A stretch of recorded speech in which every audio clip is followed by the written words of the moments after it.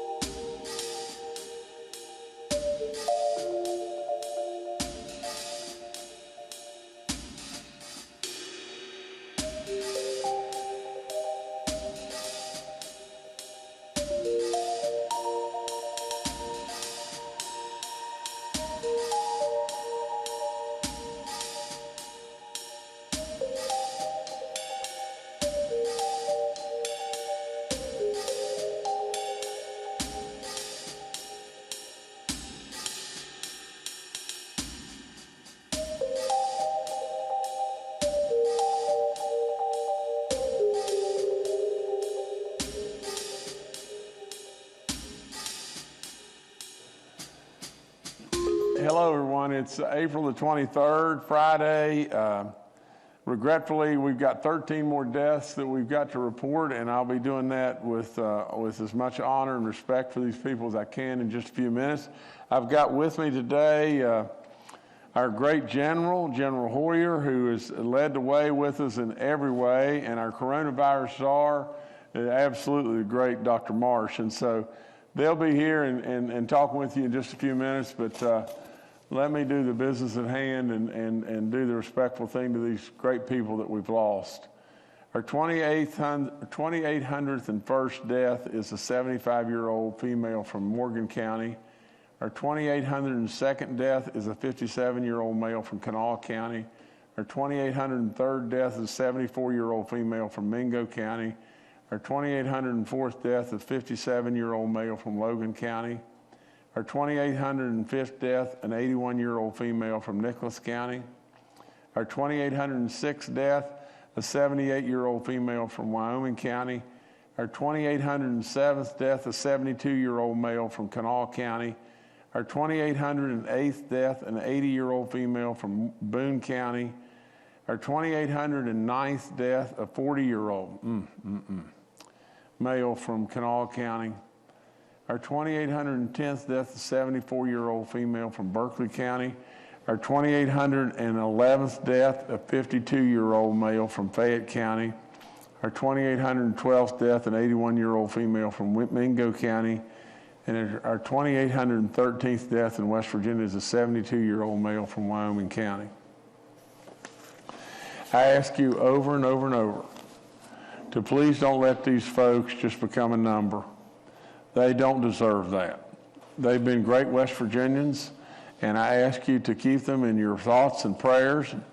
If you don't even know the families, I still ask for your thoughts and prayers in every way. If you know the families, I absolutely hope and pray that you'll reach out and surely let them know that they're not alone. We have 405 new positive cases over the last 24 hours. Our daily percent of positivity rate is 3.71. That means we've probably tested a good bit. You know, from the standpoint of our cumulative positive, it is at 5.19, and it continues to fall, and we want that to just drop right on down below 5 and just keep on moving down. Our active cases are 7,330. Our recovered cases are 140,550. You see the charts up there. The wider that spread gets on that top chart, the better off we are. We got 248 folks that are hospitalized and 76 in the ICU units. We have 3 counties now in the red. That's Raleigh, Berkeley, and Wetzel counties. Over and over, I tell you just this, that if you happen to be over the age of 65, I always say, but really and truly, if you were under that age, 50 or more, please, if you have any symptoms at all, please go get tested. If you were to happen to be positive and we catch it early enough, we could get you these antibodies, and they'd probably save your life. Now, let me tell you, a very good friend of mine, and I'm sure I'm not going to mention any names or his occupation or whatever like that, but he just has been, he's already had both of his vaccinations, and all of a sudden, out of the clear blue sky, healthy as he can be, he's got COVID. Now, I am telling you, this thing is a long ways from being over, and we've got to really stay on our toes. Now, I want to talk to you just a second. I want to talk to you again from my heart, okay? The real truth is just this. This journey's been long, it's been tough, and it's been really long and tough on all of us. I've been surrounded by the greatest team, the very best experts in the land, and through all of us together, we have made decisions along the way, and we've just been blessed by God above because we've made decisions at the right time to really, really make sure that we kept our people as safe and we kept our numbers as good as we could possibly keep them. And we truly became the envy of the globe all across everything we've done. From going back to, stopping visitation into nursing homes, to getting them all tested, to getting them all vaccinated, and then leading the nation in the vaccination, effort all across the land. Now, in doing so, we produced the greatest numbers in the history of all time. And everybody was just clamoring, saying, what in the world's going on in West Virginia? I mean, West Virginia is doing this great and this great and this great and everything else. Now, we have hit a wall, and the wall is going to be the exact same wall that's hit all across our land. Now, it's time for West Virginia to move again, is it not? It's time for us to branch out and move again with ingenuity and things that we are capable of doing in West Virginia, while a lot of people sit and just wonder what to do. At the end of the day, we absolutely got an incredible amount of our population vaccinated, and especially our elderly with our Save Our Wisdom efforts. But we got our people vaccinated and got them done quicker than other states around us. Now, so we were faster to get to the point in time when things got tougher. And things are tougher now in West Virginia because there's some level of reluctancy, and the J&J situation that just happened is surely not helping the situation, from the Johnson & Johnson vaccine and them pausing that. But along the way, we've known that this wall, or whatever you want to call it, it was coming. Now, and so we have to pivot again, and we have to move. And earlier today, I talked about this on Wednesday, and earlier today we met, and you will see the rollout of an initiative that is not going on anywhere else. You will see a rollout that is happening in West Virginia immediately that is absolutely going to try to move the needle again, where West Virginia, again, leads the way. You've got a lot of folks that are out there that are reluctant to take the vaccine. You have got an absolute incredible amount of our younger people that just don't understand, the dangers or whatever it may be that they're exposing themselves to if they don't take the vaccine. So with all this, it'll be way more than just a marketing campaign. It will be a campaign to where, and we have already done this, but now we have got to absolutely get the people vaccinated that are willing and wanting to be vaccinated, except it's just an inconvenience. I'd love to get vaccinated. I'd love to get my shot, but, I just don't have time to do it. I don't have time to put it all together and do it. Well, we now in West Virginia are faced with two decisions. One is we can sit back and let that go on and on and on, and absolutely me come to you every day and report death after death after death. Or we can absolutely decide, okay, we're going to solve the inconvenience. We're going to solve the riddle. We're going to come to you, and we're going to continue to plead to everybody that we've got to get vaccinated. Right now, a gigantic challenge to get vaccinated are our children. are children from age 16 to 35 years of age. So there's absolute challenges everywhere. But again, right now, West Virginia's got to pivot. And West Virginia has really got to do something that is novel and something that's not being done, maybe not necessarily being done hardly anywhere else. But we have got to get all those that are wanting a vaccine, that it is inconvenient, all the children that are out there that absolutely some way need to be educated better, and their parents and loved ones need to be educated better about the dangers of them not taking the vaccine. And then absolutely we need to continue to try to market and explain and penetrate that number of people that are really, really just adamantly saying, I'm not going to take it. Now, with all of that, our goal is beat 588, and that's 588,000, beat 588, ... bad. And that's what we're going to go with, and that's what we're going to absolutely achieve. At the end of the day, whatever absolutely effort that we've got to make to achieve absolutely that goal, which will lead us to all the other things that can happen on a positive note, getting back to our level of normalcy. If we don't achieve the end stretch here, absolutely what will happen, and you can write it down, I'll be in front of you day after day after day after day reading names, a lot of names. And you know what else? And you got to listen to me on this. These variants are the real deal. These vaccines are incredibly, incredibly successful. Absolutely, if we don't get there, this thing will whiplash on us. And when it does, it'll get really bad again. Now, you got to believe me on this. Absolutely, if it were to get really bad again, we don't want the body bags to be the motivation for us to go do this.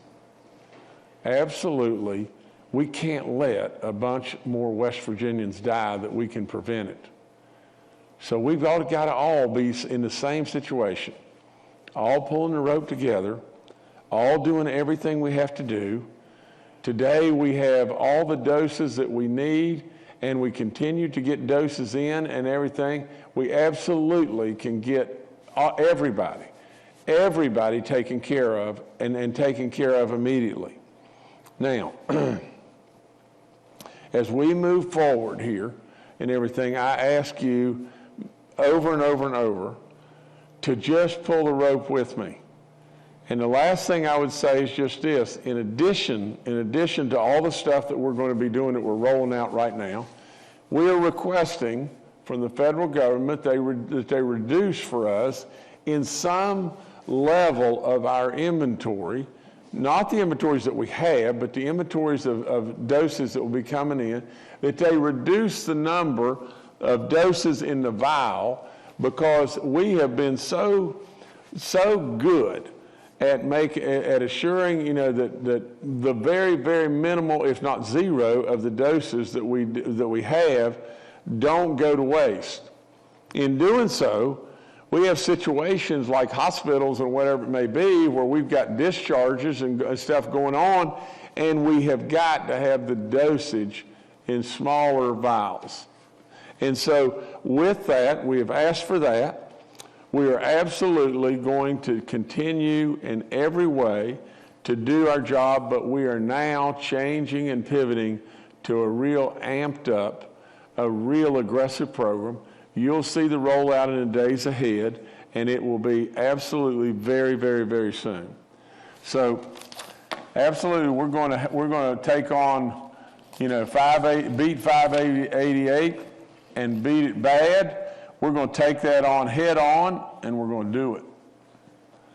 From the standpoint of the J&J vaccine, we've got Pfizer and Moderna over and over and over. I've said this and everything, and so we've got plenty of vaccine for our people on the vaccine eligibility. It's 16 and above now. Probably a really, really good chance that that age is going to be lowered in the very near future and everything. When that happens, we'll make you abreast of it for sure. You know, I call upon our young people, I call upon our adults, our families and everything to urge our young people to get vaccinated. The general told me earlier today of 38,000 that are age 16 to 18 in the state, we've got 9,000. 9,000. Now come on. Come on. We got to do a lot better than that. From the vaccine distribution update, we're at 81.3% first and second round doses. I want to say this too. As we led our nation in all the rollouts that we did, we still lead our nation in how efficiently we have gotten second round doses to our people. So the percentage of people that we have first and second doses still leads in every way. Now just think about it. Just think about it. What does that really tell you? It tells you without doubt that the job that has been done by these great individuals that are with me right here, and DHHR and all the other folks that have put in all the licks to do the great work that they've done, Dr. Amjad and right on down, in all of our health departments, they have done the job. Now, they have processed people at a speed that nobody else could do. They have absolutely done second round doses and kept up with the people like nobody else can do. And absolutely now, what we need now is we need the people. We need the people that are saying, well, it's just too inconvenient for me to get there today, or the kids don't want to do it, or there's a lot of people that are sitting out there saying, no, well, I'm not going to take it no matter what. We need the people that have driven the train, and the people that have absolutely operated the systems and absolutely done the efficiencies have done marvelous. Now we got to have more people. Now we got to pivot again, and that's what we'll do. From the standpoint of saving our wisdom population, you know, the number of vaccines administered to the 65 and older population is total of 483,000. That's first and second round doses. We're above 77% of our 65 and older, and that's really wonderful. We're going to be reaching out in a lot of different ways to our manufacturing, our churches, our businesses, you know, where I've been pleading with you, we've all been pleading with you to come on, you know, set us up, you know, where we can come and do your employees, set up where we can do your congregations and everything. We're absolutely getting it done, but we're absolutely needing to do it so much faster. You'll see a little bit different look in the days ahead. Vaccine info lines up. You know, I've told you over and over, you're not going to grow antlers from taking this vaccine. For crying out loud, get with it. You know, from the standpoint of testing and the free testing map, it's all up. We appreciate Frith and Walgreens more than you'll know for the work that they've done. We've got 12 outbreaks in our long-term care facilities. We've got 5 outbreaks in our churches in 4 counties. That's Berkeley, Grant, Greenbrier, and Nicholas counties. Now, I'll tell you that number's down, but I see Greenbrier is an outbreak in one of our counties there. You know, from the standpoint of my own basketball team, my girls' basketball team, just think about this just a second. We may be the only team in the state that last year, you know, we've played in the state tournament, and I don't mean the official state tournament in Charleston. I mean from the standpoint of starting the tournaments. You know, we've played last year. You know, we were at the state tournament, ready to play, and we had to cancel the whole tournament. So my team ended up coming to Charleston. They didn't lose, but they really weren't state champions. This year, we won our first sectional game against Princeton. We ended up with a kid positive. Then that blossomed into another kid. And before you know it, we had 5 other ones. 7 of my team tested positive. I thank God above in every way that I had both the vaccinations. but 7 of my team tested positive. And at that point in time, the only right thing to do was what we did. We basically withdrew ourselves from the tournament, because continuing on would have been useless for one thing, and on top of that, it would have been the wrong thing to do to go off to another place when we could very well end up with a couple of other kids positive. So from our church community and everything, it doesn't really surprise me to see Greenbrier County is ticking up. We've got an issue there and we need to take care of it. And I'm sure you will, and I congratulate our church community because they've done great. They've done great work. From the standpoint of corrections, we're at 111 inmate cases now and 8 staff. It's 52 at the Southern Regional Jail. That's ticked up. We're at 31 at Salem, 11 at Eastern, and 10 at North Central. Last thing I've got is our guidelines are still in place, and you see them every day there. Our mandatory face coverings are still in place, and I am trying with all in me for those of you that are out there that are frustrated with the mandatory face covering, trust me, absolutely, I'm going to continue to listen to all my medical experts. I want rid of the mask just as much as you want rid of it. They want rid of it just as much as you want rid of it. They're trying in every way to protect you. And absolutely, that's what I'm trying to do too. Remember to give blood. I think it's an obligation for you to really consider that, especially if you've gotten this dreaded disease. And without naming who and everything, I want you to pray for all those that are out there that are hurting, especially my little buddy that had both vaccinations and now he's got this. So anyway, thank you so much. That's all I've got. Thank you, Governor. Let's now go to Dr. Clay Marsh, our coronavirus czar. Well, good morning. Just to reinforce some of what the governor has said, we know that the best way for us in West Virginia to be protected, to protect ourselves and to protect each other is to choose to be vaccinated. Many studies are coming out from around the world that demonstrate the effectiveness of these vaccines against all of the variant viruses. In West Virginia, we have seen a slight uptick in the number of, United Kingdom variant viruses, now up to 468, and also 2 additional cases of the Brazilian variant, the P1 variant. And remember, the United Kingdom variant is substantially more infectious. It spreads more easily. It spreads person to person, even from younger people. And the Brazilian variant seems to be more able to avoid our native immune system. And that is even true for people that have previously had COVID-19 and recovered, but not for people that have been fully vaccinated. And as I said last press brief, I think it's stunning to recognize that in Brazil, more than half of their patients in intensive care units are under 30 years old. So this is a disease, and I want the parents out there to listen to this very carefully. This is a disease that has really changed. The COVID variant virus is different than the virus that we were dealing with in 2020. And this virus can infect children, can make children very sick. In the United Kingdom, they've seen a 311 times increase, 311% increase, in the number of children that are hospitalized.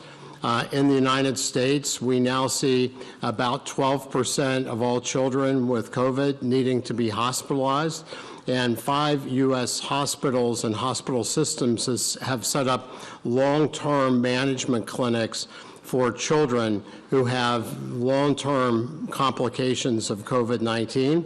And we know that COVID-19 can lead to heart problems, breathing problems, thinking problems, kidney problems, because COVID-19 affects blood vessels.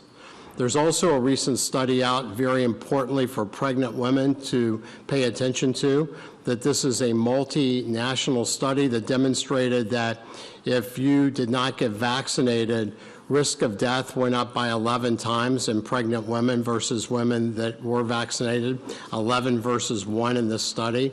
Risk of premature delivery up by 97% in unvaccinated women. Risk of complications of pregnancy up 6 to 8 times. And if people were fully vaccinated, all those risks go back down to what is seen before COVID-19. So COVID vaccines, very safe for pregnant women, very safe for over 16 and over year old people, and soon we believe will be down to 12 years old, as the governor said. And as we look at the strategies that we have to be able to continue to protect our citizens, to protect our residents, to protect our people, our children, our moms, our dads, our grandparents, there's really two strategies that we know work. And one is wear masks and stay distanced and stay away from each other, or the other one is choose to be vaccinated, and after you are fully vaccinated, then you are protected against the variants, you're protected against spreading the virus to other people, and you can be with other people that are also fully vaccinated 2 weeks after and be able to take your masks off and be together. So for me, and I think for our leadership team, certainly I know for the governor, we very much want to protect each one of our residents, each one of our people, and we feel like that is an incredibly great honor to be able to do that. But we need your help, West Virginia, and the way that we get through this is together, and by choosing vaccination and continuing to get to the governor's magic number, we will then be able to be with each other and to be safe and protected against this virus as it continues to change. So thank you. All right, thank you, Dr. Marsh. Next, we'll go to retired Major General Jim Hoyer, the director of our Joint Interagency Task Force. Good morning. Just again highlight a couple of points that the governor made. We have doses available, plenty of doses available to get to West Virginians. What we have tended to see is, as it relates to variants and threats as they come across the country, we tend to be about 2 to 4 weeks behind, and we are able to see those things flow. But as it relates to vaccines, we tended to be 2 to 4 weeks ahead of the rest of the nation, particularly in delivery to most vulnerable population. So we are seeing that wall. The governor has identified, and we have identified that, and we are now going to follow the governor's lead and continue to pivot and to hit the right things that we need to hit to get more West Virginians vaccinated. So our mantra in our interagency task force now is beat 588 bad. We know if we can do that, once again, West Virginia is going to shine across the nation and across the world. I'll just give you one quick example of some of the things that we're going to be challenged to do. And last night I spent time with Rick Cavender from Charleston Main Street's program. We're going to partner with all the businesses in downtown Charleston, and we're going to make vaccines available during the day, during business hours, to those employees of those businesses, but also to their customers. So those are the things we've got to do, and we'll step up with the logistics and the support piece to make sure we meet the intent of what the governor's got with this. And again, we've got to beat 588 bad. Thank you. Thank you, sir. Secretary Bill Crouch from the DHHR and Dr. Aina Amjad, our State Health Officer, are also joining us today and are available for questions. We'll now go to questions from members of the media. The first from Steve Adams with Ogden Newspapers. Yeah, Steve Adams of Ogden Newspapers here, and as they say on Monty Python, now for something completely different. President Joe Biden came out here yesterday, Earth Day, with his plan to reduce carbon emissions by as much as 52% by 2030. I've seen at least one study that has said that in order to even make that goal, you would have to see the shutdown of every coal-fired power plant in the United States. I know today the Department of Energy just came out with a report and a series of initiatives. Some of that's going to be led by Brian Anderson, formerly of WVU, now with the Department of Energy, to try to help coal and natural gas communities transition and try to help those communities with the impact of trying to meet those goals. I wanted to get your thoughts, Governor, on what has been announced in the last couple days. Thank you. Okay, Stephen. You know, I'd be first to say that it's not the news we need or we want in West Virginia. But I want you to stay with me just a second and just think about it. First of all, a lot of times people, when they decide that they want to move in a direction, in order to really move the people, and we do it in the business world, we do it in a lot of places and everything, we throw out the god-awfulest news in the world, so people will back up and they will say, well, I mean, let's just say this. If I just said, well, I'm telling you, I'm not doing anything except 3,000. And then all of a sudden later on, we have messengers that come to whomever it may be and say, would you take 1,200? And we settle, and then we get what we want without changing the beat. Now, do I really believe that all of our coal-fired power plants are on the verge of being closed in a very rapid, format or plan? I don't believe it. I don't believe it in any way, because absolutely I know this nation cannot possibly, there's no way on this earth that we can do today without coal and gas. There's no way. There's just no way. So really and truly, though, the news is still bad. And the news is surely just this, that under the format and the guidance that we have now, whether it's smart or not smart, that's surely argumentative. From my standpoint, I absolutely believe with all in me that it is not the course that this nation should take. This nation really, in the last few years, became energy independent. And this nation became strong from the energy standpoint. If we don't watch out, at one time we were absolutely at the perils, of those throughout the Mideast or wherever it was, that absolutely controlled, whether it be the Russians or the Mideast or whatever it may be, but really and truly we were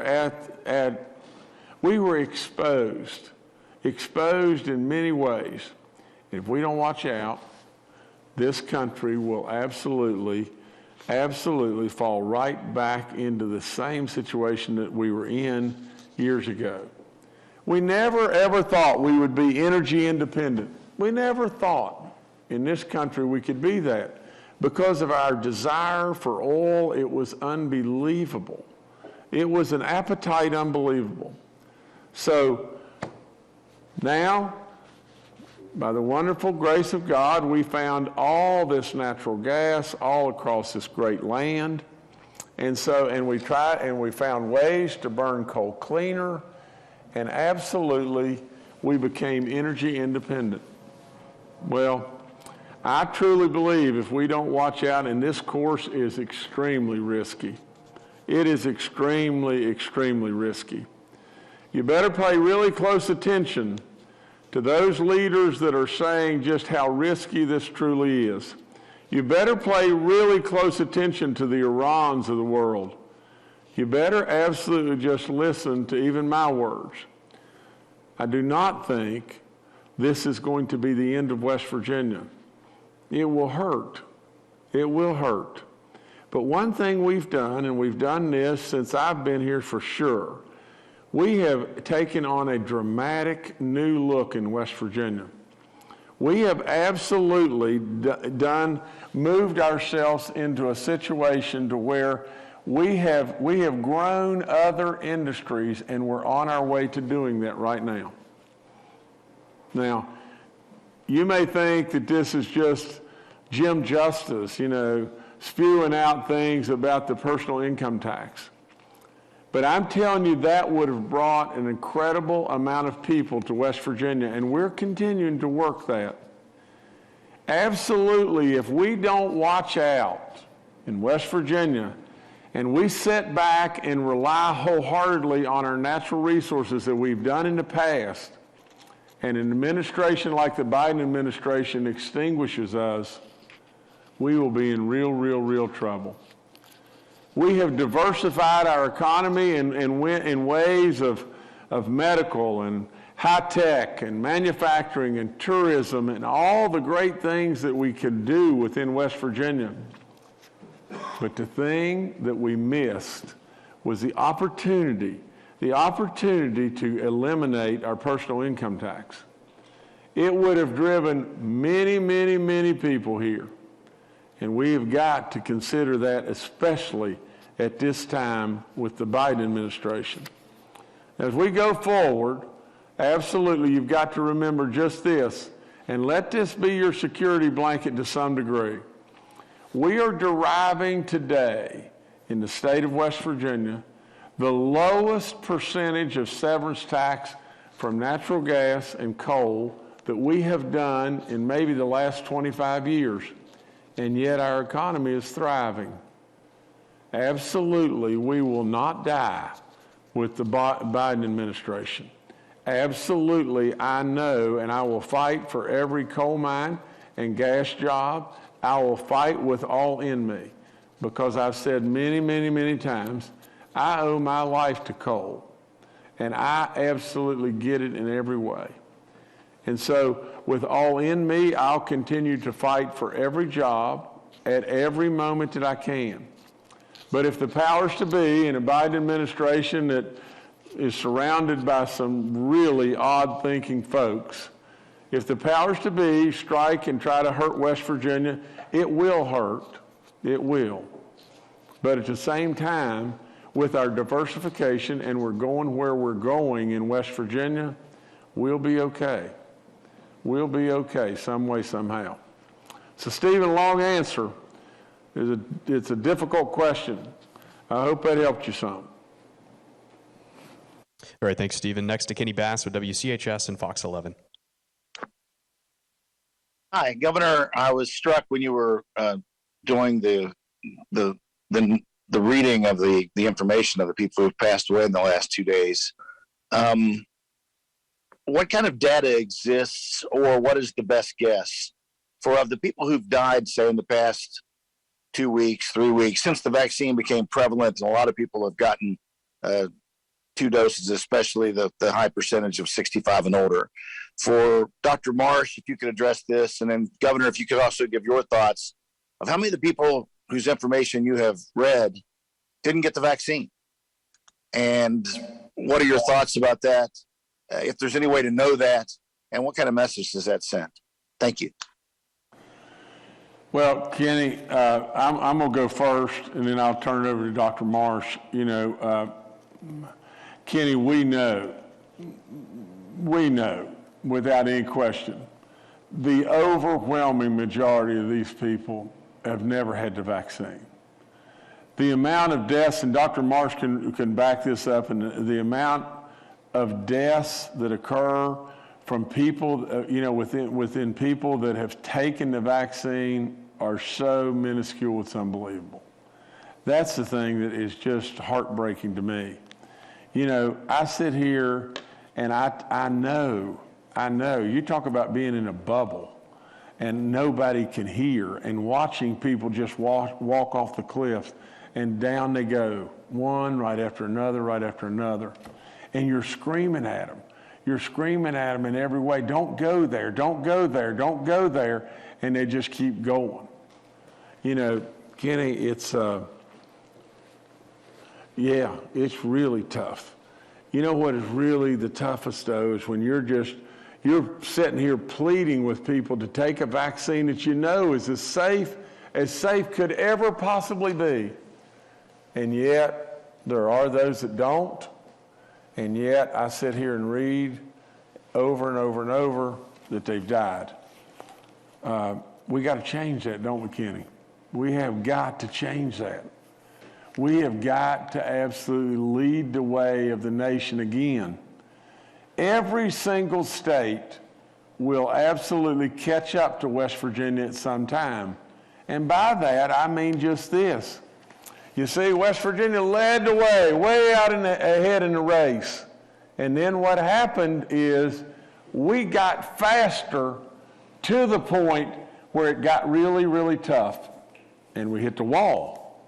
We got faster to there by the good job that we've done, but the other states will get there, and then they'll spuddle.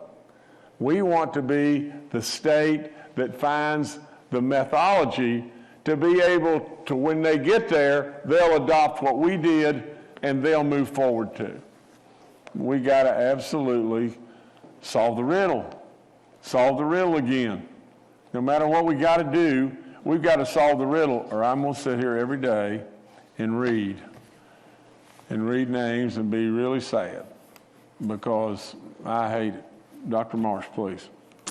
Well, Kenny, we follow and track closely all of the people that die in West Virginia, and we know that out of the 573,336 people that we fully vaccinated, that less than 150 have been breakthrough, and I just got something from our epidemiology group. We believe about 3 people have died. And if you look at people around the country, 77 million people vaccinated, 5,800 breakthroughs, 74 people that have died. And if you look at the data in nursing home population that was just recently done, nursing home residents and staff, 1,500 people vaccinated, fully vaccinated, 22 people who broke through, 1 person that died. So these vaccines are incredibly, incredibly effective. In real world settings, 95% effective, even with the variant viruses, to prevent severe illness, hospitalization, and death. And in Israel, they basically found all the people who died from the virus who had had any kind of breakthroughs were in that period, in the 14-day period after the second dose where they weren't fully immunologically capable or competent. So these vaccines are safe and effective. As the governor said, that's the reason why we are so committed to trying to help each West Virginian choose to be vaccinated so that they can protect themselves, they can protect each other, but also so that we can continue to see our state thrive, our children, live long, good lives, and our elders, be able to survive something that without the vaccines they would not. Dr. Marsh, I want you to say it one more time. You said in West Virginia, as best you could trace and let me give you the exact number, but we have, let me just hold with me just one second.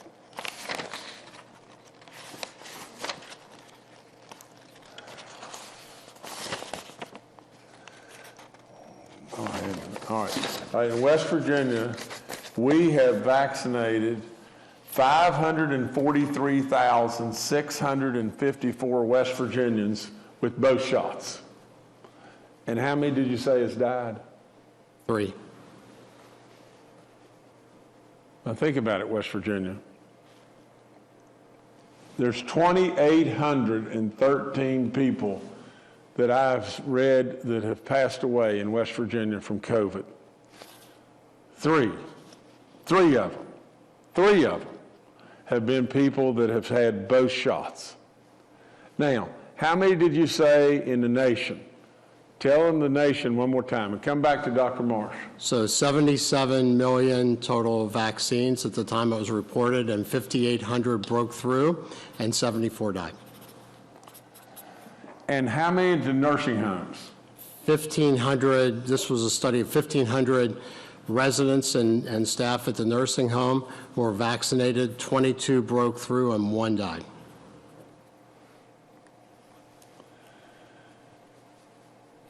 Now, let me tell you again, West Virginia, this man is so smart that I can't even hold a candle to him. Our coronavirus star, Dr. Marsh, is absolutely a superstar beyond belief. Now, West Virginia, do you really, really, really want to be in the nursing home study, the one out of 1,500? Of course you don't want to be that, but how can you have better odds in the world than that? Or 74 out of 77 million people in the country, or in West Virginia, 3 out of 543,000.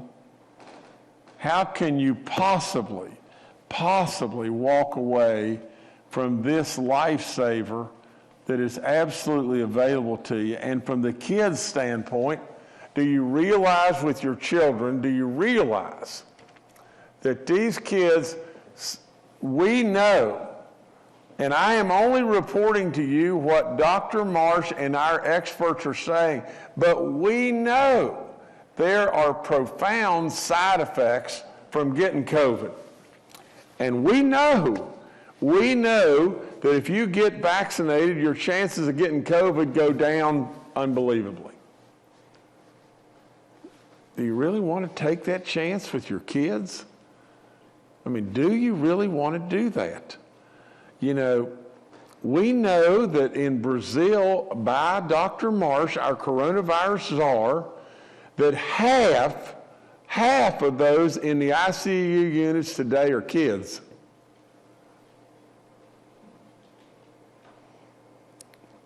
Do you really want to go through this, West Virginia? Absolutely. Now, come on. We got to figure this out. Okay. All right, thanks, Kenny. Next, we'll go to Charles Young with WV News. Hi, this is Charles Young with WV News. Governor, could you clarify what you said about our request to the federal government? So we're not requesting an overall reduction in our vaccine supply. We're asking for vials with less doses in them. Is that correct? Well, Charles, to be 1,000% transparent and everything, it was suggested that we have got 180,000 vaccines in inventory right now. And we're embarking on a brand new campaign, Beat 588 Bad. And we're embarking on that campaign, and really and truly, this started, with my little sign on Wednesday. I called our experts to me. They came this morning. We met. We're now aggressively going to pivot and go in a different direction. Charles, to be 100% transparent, it was thought that with this number of vaccines in-house, that maybe what we should do is back down our order, back it down substantially on the number that we were requesting, because we don't have the arms right now. It was absolutely, but I have said, we don't need to do that. We need to keep moving, and so that we can absolutely get out and go to our smaller communities, and absolutely with the smaller vials, we'll be able, and that's a different component, but if we have the smaller vials, we'll be able to do a more efficient job in minimizing waste. Now, you'll never be able to eliminate waste, but to minimize waste in every way, we'll do a more efficient job at our hospitals, and we'll be able to get to our smaller communities, whether it be in a suburban, going up hoo-hoo-holla and trying to vaccinate people, but absolutely we need the smaller vials, because once we open them up, they only last for a few hours, and so we need that help there too. Or we're going to end up wasting some shots and everything, but at the same time, this day and time, when you have that level of abundance, maybe in order to be able to get the job done, we may have to waste a few. And if we do, so be it. All right, thanks, Charles. Next to June Leffler with West Virginia Public Broadcasting. Hi, Governor and panel. I've got two questions. So, as far as this B588, I would love just some more clarification on this from some sort of marketing or campaign perspective. So, earlier in the week we heard 70%. That now we're hearing this, 40% is the number that we want to reduce of people that don't want to get vaccinated.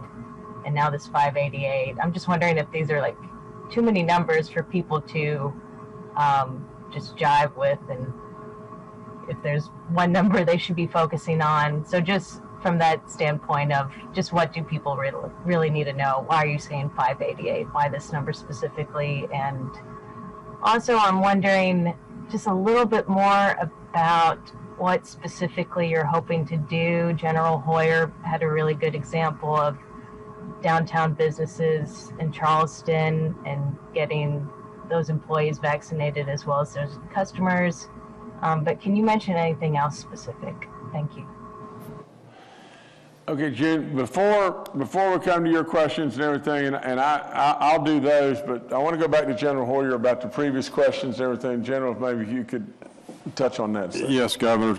So, Charles, back to your point on the ask for the smaller number of doses per vial. Part of what the governor's intent is there is we have cases going forward when we've hit this hesitancy point where, for example, pediatricians may have one or two patients come into the office who need the vaccine and want the vaccine, but when you open up what is now a 6-dose vial of Pfizer, you have 6 hours to use that total number of doses. So what we're asking the federal government to help us with is to allow us to get more to the population we need to get, but to put it in a context that allows us to minimize the waste in doses that we have under those circumstances. Okay, back to me. Okay, June, and I really appreciate your question and everything. I'm going to do this, and you wouldn't believe it, but in making notes as we go forward and everything, I put beat 588 ... bad, and I put right above it, before we get done, explain the math. And so I'm going to do that. I'm going to do that. But our focus right now, with all the numbers that are floating around, it should change again to this number, and that is the 588 number. Now, how we came to that number was really and truly Kenny Bass's question on Wednesday, with 40% of the folks that are in the state of West Virginia that are supposedly at least thinking about the possibility of refusing the vaccination. Now, there are eligible people that are 16 years of age and older. 16 and older, the eligible population in West Virginia that can take the vaccine today is 1,470,000 people. 40% of that is 588,000. Now, we know if we can penetrate that 588,000, and that absolutely is a population that is a significant amount are our kids, our younger people. A very significant amount of that number are younger people. There is a significant amount of that number of 588 that are people that just would take the vaccine, but it's just not convenient. And so we're going to make it super convenient. And then there's some that are really probably pretty stubborn and maybe fearful or whatever it may be, that we need to relax those fears, and we need to educate a little bit better, communicate a little bit better, to just tell them just what Dr. Marsh said just a minute ago. Of 543,000 people in the state of West Virginia, there's been three people die that have had both the shots. 3. Now, your chances of contacting this dreaded disease and becoming one of these that I read every single day that I'm here, you know, your chances of dying that like this are, who knows, 10,000 times, whatever the times, 100,000 times, maybe 1,000,000 times, absolutely better to take the shots than to expose yourself and just hope and pray. And it could even be bigger than that if really and truly these variants, you know, you end up with one of the variants.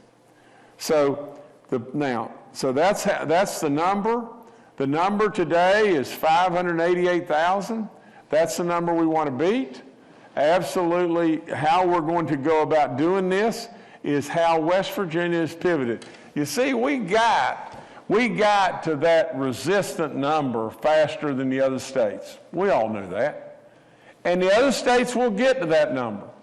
Now, what we want to do is come up with methodologies and everything to where we'll be able to assist the other states when they get to that number that they don't pause. Now, so how? How are we going to do it? You know, we're absolutely going to give the details to our communities and our businesses immediately. I've given all of our folks 24 hours from right now, 24 hours from now, to give me all the wish list of any and everything that they think we should do to be able to get this done. And once I get that, I'll go down the wish list because I really think that I've got a good sense for what will work and what won't work. Now, what that'll be is it will be that we'll try to be at every fair and festival. We'll try to be at every blue and gold game. We'll try to be absolutely maybe on the Walmart parking lots, or maybe we will have vehicles that will be dispersed and we'll be going up, you know, hoo-hoo holla, like I've said. But absolutely, whatever it takes, we got to beat that number. The reason, June, we got to beat that number is because when we start really chipping into that number and we beat that number, we'll be able, absolutely without any question, to get rid of masks, to absolutely have our lives back to normalcy, to be able to be having picnics and loving all of our community, whether we live with them or not.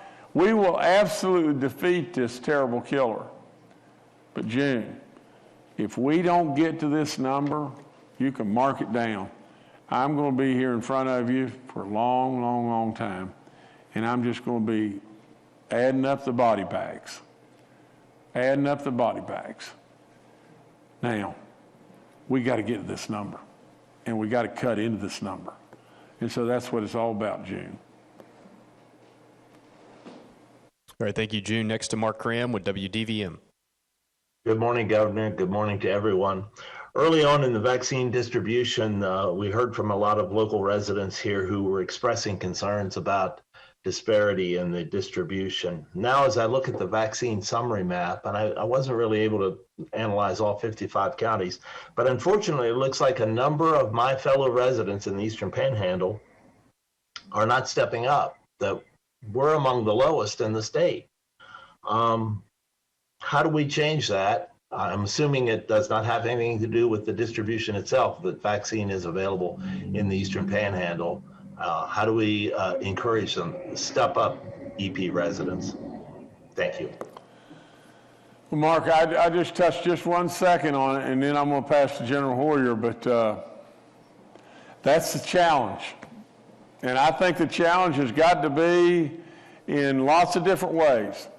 We've got to come at this from convenience. We've got to come at this with real data that tells of the side effects of our children.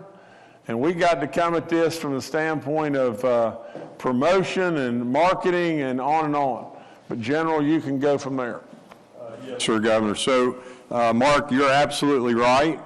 When we saw concerns based on our data about the number of doses, we pushed, based on the governor's direction, significant number of doses to the Eastern Panhandle, set up large events, particularly with the assistance of all the entities there, but we did not have people schedule and show up for vaccines.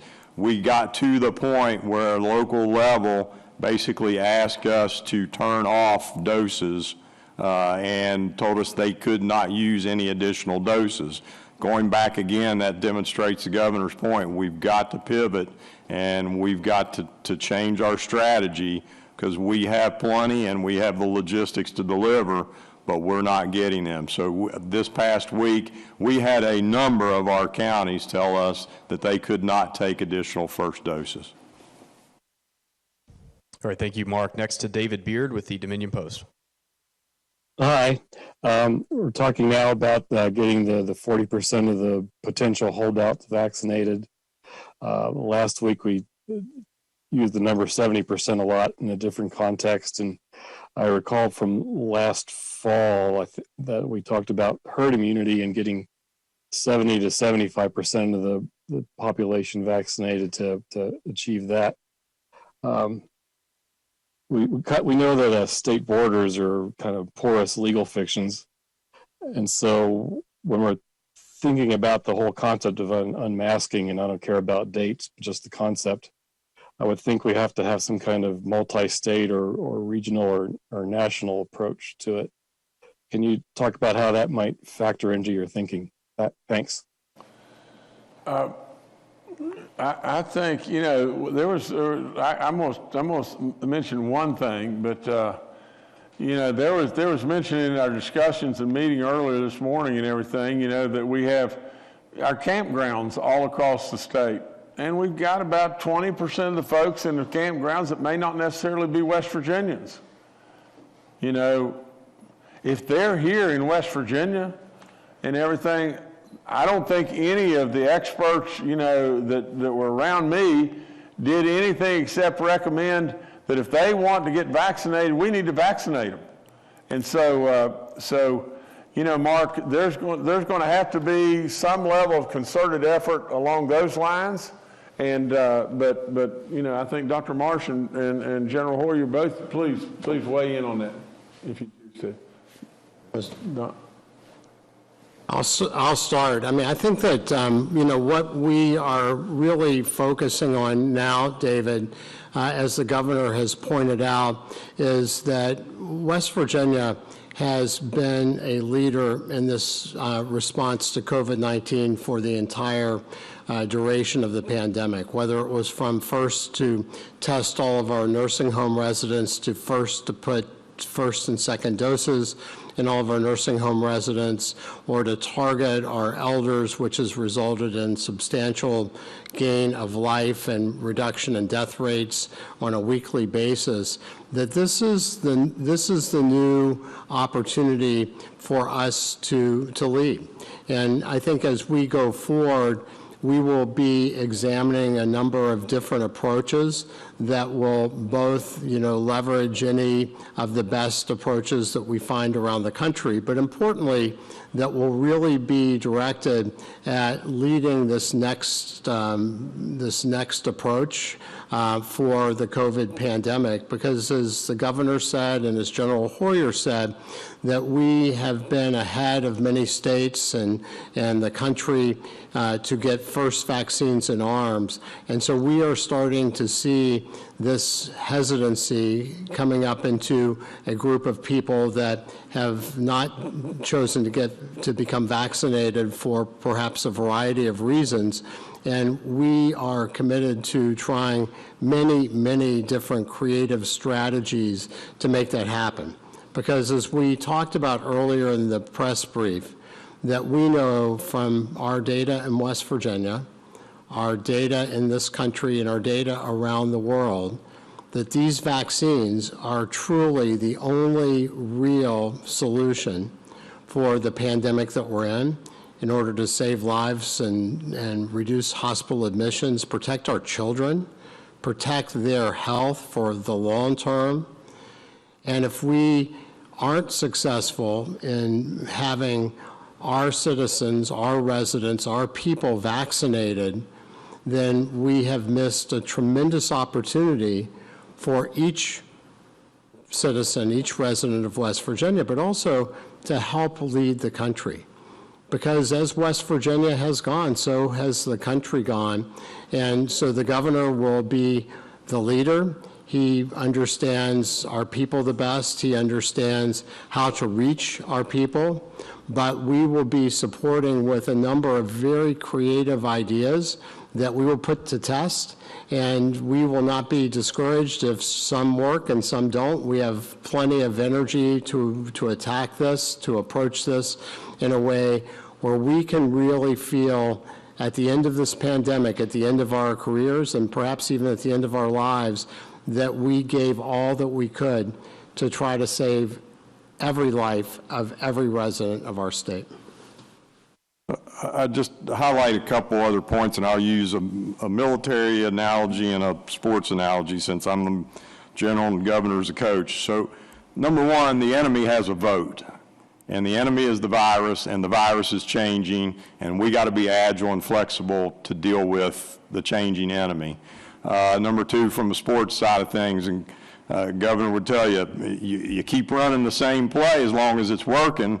When the play doesn't work anymore, you got to adjust and go to another play. And we are ahead of the nation in seeing that happen with vaccine hesitancy. So now we've got to make an adjustment and move forward. The enemy's going to give us different things. We got to be flexible and agile. We got to run some new plays. So, and some of the things that we do going forward may work and some of them may not, but this is an ever-changing environment and there's no manual or playbook to follow, and we're going to keep pressing and keep hitting this, like the governor says, until we get to where we need to be. All right, thank you, David. Next to Mark Curtis with Nexstar Media. Good afternoon. Good afternoon, Governor, cabinet members, and fellow reporters. I'm going to read an email from a viewer because it may be a symptom of a larger problem, especially in our high schools. And I would like the governor and maybe the doctors to address this individual case. I realize it's actually up to the local principal and superintendent. But I'd like you to address the individual case, but I have a suggestion at the end of this more global question. So here I go. This is from a viewer in the Northern Panhandle. I have a daughter that has just been quarantined from school 3 days before the junior-senior prom. Of course, that's a huge deal for the kids. My question is, she has had both of her vaccination shots and is 5 days away from the 2 weeks to be completely vaccinated after her second shot. It will be 6 days since she was supposedly around a positive case at a school classroom for one period of the school day. If she would test negative, would she be able to go to the prom? That's the individual question. What I'm wondering here is, shouldn't the principal and the local school and health director, superintendent have some degree of flexibility? This sounds like a case where this girl's okay, but she's being barred from going to the prom. Or on the other hand, is it really a danger? And how do we address the danger of one specific case or a few cases like you had, or 7 cases as the governor had on his basketball team? I mean, that's obvious what to do in that situation. But I'm wondering about the flexibility. And to that end, my suggestion, have you talked to Superintendent Birch and Chancellor Tucker? Shouldn't we be mandating vaccination clinics at every public high school in the state and at every public college and university? I realize you can't mandate the 16 to 35-year-olds to get the shots, but if you take the shots to them, you're going to get a lot more fish caught in your net. Okay, Mark, let me try to answer this for this kid, because I sympathize with her and her family in every way, and I really do. I go back to my kids on the basketball team. You just think about this. In the last 2 years, they have not lost a game in the state tournament, and they've been eliminated both years. They haven't lost a game, and they've been eliminated both times. So it's tough. It's just plain tough on kids, period. That's all there is to it. It's tough on families. Without any question, and I'm going to have Dr. Marsh or Dr. Amjad, maybe Dr. Amjad could come in and follow up on this. But without any question, we have left this, and we have left to the local superintendents, to the local health departments, for them to do the contact tracing and for them to give us the guidelines on what that they want us to do and that they want to be done. So Dr. Amjad, before we go any further, weigh in just a second on that, please.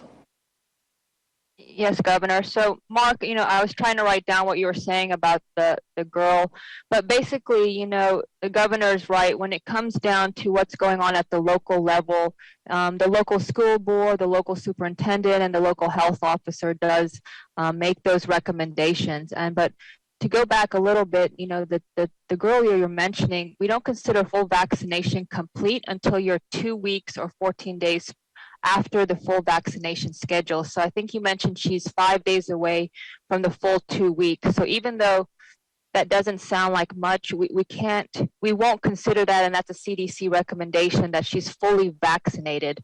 So not knowing the entire history behind that, she's still not considered fully vaccinated. So whatever recommendation the local health officer or health department, as well as the school, has given to the child and her family, that's what will hold steady for that situation. We have instances where, of course, games, proms, other things, sometimes they do adjust if there's other issues. There's always something that can be considered in those circumstances. But from what information you gave briefly on here, that's what is considered the case. But thanks. And come back to me again just 1 second. Mark, one last thing. I mean, and this is just how severe, the local health department in my situation with my basketball team, when we had our first positive, we had a positive with a kid that did not even play in the game. The game was on a Tuesday night. We played Princeton. She didn't play in the game. She's a freshman. She did not play in the game. She sat on the bench with a mask on the entire time. On Wednesday, she wasn't feeling very well, and on Thursday morning, we got a test. She'd gotten tested, and she tested positive. On Thursday, the very day that we had one person that didn't play in the game and wear a mask, our local health department quarantined my whole team. We had a game that night with Woodrow Wilson. They quarantined my whole team. At the end of the day, they were probably right. It was really, really tough. But at the end of the day, where we are today with 7 positives, it worked out that they were probably right. So, Mark, it's a tough thing. It's a tough call. It's a really tough call. I think we've got to rely on the locals to make the calls. Now, as far as being in the schools, I just want to touch on that just 1 second too. As far as making it mandatory and everything and all that kind of stuff, I don't know if you can do that. From the standpoint of our parents have got to listen and hear what's really going on. Our medical experts are telling our parents, if these kids get COVID, there are side effects that you don't want lingering with your kid as a potential positive as they go forward. I have 7 kids, 6 kids that have tested positive and 1 other one quarantined from the standpoint she was with one of those kids, riding in a car. But nevertheless, I promise you that we don't want kids with COVID, even with no symptoms. They transmit like crazy. They absolutely are taking this disease to these people right here that I read every day, and they're walking away, even if they hope and pray they don't get sick. They're walking away with potential side effects that can be really not very good. Now, we need our parents to step up. We're in the schools. We have been in the schools. But literally, we're basically shoved over in a corner and said, well, here's the flu vaccine and here's the COVID vaccine. And I don't mean the schools are shoving us over in the corner. We're moving over in the corner ourselves and saying, hey, Susie or Billy, do you want to take this vaccine? Well, you know, kids, they think they're invincible. And nobody wants to get a shot. And so everybody says, nope, I don't want to do it. So we've got 9 out of 38,000. 9,000 out of 38,000. That's not going to work. It's not going to work. And so that's that story, Mark. All right, thanks, Mark. Governor, I'll turn it back to you. Oh, my. I think we've been through everything, you know, that I made my notes on, you know, in the briefing. The only other thing I would add is, and I'm going to tell our great general and our great doctor and all those that, you know, are with us here and everything, that we got to get this. Well, I know we've got these numbers and we look at them all the time, but we probably need to have in front of us and really review each county's numbers. Each county's, you know, men, women, children, the number that have taken, you know, out of the population, the number that have taken the vaccine, the results from the standpoint, we know that 3 out of 543,000 that we've lost that have taken both the vaccines. Not necessarily that, but what we need to know is just who's taken, the number of COVID cases that we've had from people that have taken the vaccine. I think we know that number too. It's very, very, very small, but we need to know that are there counties out there where we can put and concentrate more effort into than other certain counties and everything, because the better, you know, the more we know, the better we'll be. But that's all I got, and we're going to, these great people, they've got 24 hours to come with me. I've got a bunch of ideas myself, but I don't need to share all my ideas. What I need to do is get the experts to give me their ideas, and then we'll put it together, and off we'll go again. West Virginia leading the way, and that's what we should do. You know how I've said it over and over. We're the best of the best. That's all there is to it. Not meaning that we're, you know, these experts and myself are the best of the best. We're the best of the best because we're West Virginians. All of us are the best of the best. I've said it over and over. We got a raw deal for decades and decades and decades about what people on the outside thought about you, but now they think you're the diamond in the rough they missed, and we want to keep them thinking just that. So let's just keep knocking it out of the park, West Virginia. Thank you so much. We're going to get this done. We're going to beat 588. We're going to beat it bad. Thank y'all.